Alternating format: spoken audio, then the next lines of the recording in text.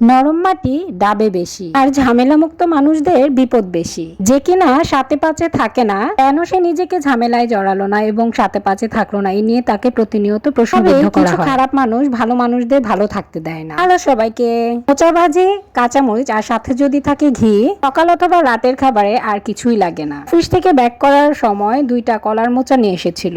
এনে হাতে দিয়ে বলছিল আজকে কলার মোচা খুব খেতে ইচ্ছে করছে। কিন্তু বলতে দেরি আর করতে দেরি নাই, কেননা তার শাশুড়ি মা যে তাদের বাসায় আসার পর থেকে আমাদের বাসার সকলেরই আবদার একটু বেশি বেড়ে গেছে। মাও সকলের মন মতো আইটেম রান্না করে সকলকে খাওয়াতে খুব ভালোবাসে।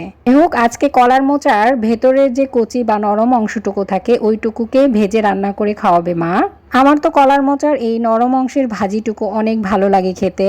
এর জন্য মা 4 সাইড থেকে কলার মোচার বাইরের অংশগুলোকে রেখে দিচ্ছে, ওইটা দিয়ে অন্য আইটেম হবে, আর এই ভিতরের মোচাটাকে কেটে নিচ্ছে। এটা কলার মোচা থেকে 4টা টুকরা হয়, তো 2টা যেহেতু কলার মোচা হয়েছে মোট 8টা টুকরা হবে। যে এইভাবে ঠিক 4টা টুকরা করে নিল, মোট 8টা টুকরা হয়েছিল। মোচাতে প্রচুর পরিমাণে কষ থাকে, এই কষগুলোকে ভালো করে জল দিয়ে ধুয়ে নিয়েছে। ধুয়ে নেওয়ার পরে একটা পাত্রে এই কলার মোচাগুলোকে দিয়ে উপর থেকে হলুদ দিয়ে নিচ্ছে আর পরিমাণ মতো লবণ দিয়ে নেবে। তারপর এগুলোকে হালকা ভাপে নিবে, মানে সিদ্ধ করে নেবে। এখন না মিডিয়াম আছে, এটাকে 3 থেকে 4 মিনিট ভাপে নিলেই হবে। সিদ্ধ হয়ে গেছে দেখুন। এখন এগুলো ভাজার জন্য কড়াইতে সরিষার তেল দেওয়া নেওয়া হলো, কারণ আমরা বাসায় সরিষার তেলটাই খাই। তেলটা গরম হতে হতে ওদিকে ব্যাটারটা তৈরি করে নেওয়া হবে। ব্যাটারের মধ্যে চালের গুঁড়া দেওয়া হয়েছিল, হলুদ আর লবণ পরিমাণ মতো দেওয়া হয়েছিল, কেননা আমি চালের গুঁড়া দিয়ে ভাজিটা প্রিফার করি, অনেক মুচমুচে হয় বেশি। আপনারা চাইলে বেসনও ইউজ করতে পারেন। এদিকে তেলটাও গরম হয়ে গেছে আর বাইরে বেশ বিদ্যুৎ চমকাচ্ছিল, ঝুম বৃষ্টিও আসবে। এই ঝুম বৃষ্টির মধ্যে ভাজা পোড়া আইটেম খেতে কি যে দারুণ লাগে। কেউ চালের ব্যাটারের মধ্যে মোচাগুলো চুবিয়ে তারপরে ভেজে নেওয়া হচ্ছে। দেখুন এইভাবে করে ভেজে নিচ্ছে উপর থেকে ব্যাটারগুলো দিয়ে। মোচার তো অনেক আইটেম হয়, মোচার ঘন্ট, মোচার তরকারি, মোচার সবজি আর অনেক কিছু, তবে সব থেকে আমার কাছে মোচা ভাজিটাই বেশি ভালো লাগে। দেখুন কি পরিমাণ এখনো বিদ্যুৎ চমকাচ্ছে বাইরে। আমি জানি আপনারাও মোচার অনেক আইটেম খেয়েছেন, তবে মোচার সব থেকে কোন আইটেমগুলো আপনাদের কাছে পছন্দের সেই আইটেমগুলোর নাম অবশ্যই কমেন্টসে জানাবেন। তবে আমার কাছে মোচার অন্য আইটেমের থেকে এরকম মুচমুচে ক্রিস্পি ভাজি সব থেকে বেশি পছন্দের। ভাতের সাথে এরকম মুচমুচি ভাজি যা লাগে না, জাস্ট দারুণ।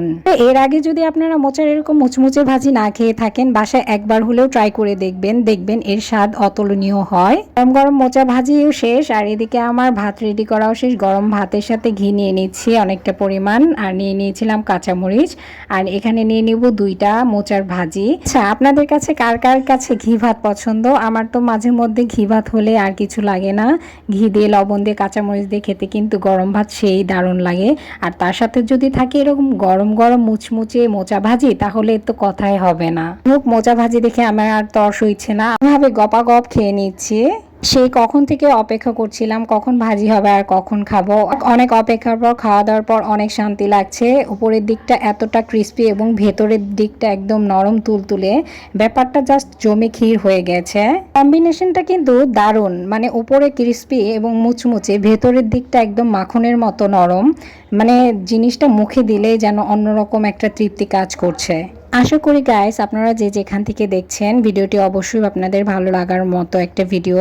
আর আপনাদের কাছে একটা অনুরোধ থাকবে, যদি ভিডিওটি ভালো লাগে থাকে বাসায় একবার হলেও প্লিজ ট্রাই করে দেখবেন। তাছাড়া কলার মোচাতে রয়েছে প্রচুর পরিমাণে আয়রন এবং ফাইবার, যা কিনা আমাদের স্বাস্থ্য গঠনে অনেক বেশি হেল্প করে এবং স্বাস্থ্যের জন্য খুবই উপকারী। স্পেশালি যে শিশু বা মহিলারা অ্যানিমিয়ায় ভুগছে বা রক্ত স্বল্পতায় ভুগছে, আর হচ্ছে যারা প্রেগনেন্ট অবস্থায় যাদের শরীরে আয়রনের ঘাটতি, তাদের জন্য খুব খুব খুব দরকারি একটা জিনিস মোচা।